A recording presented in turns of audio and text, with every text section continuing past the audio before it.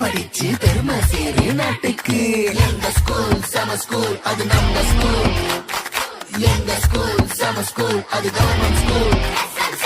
எங்க ஸ்கூல் சம ஸ்கூல் அது நம்ம ஸ்கூல்.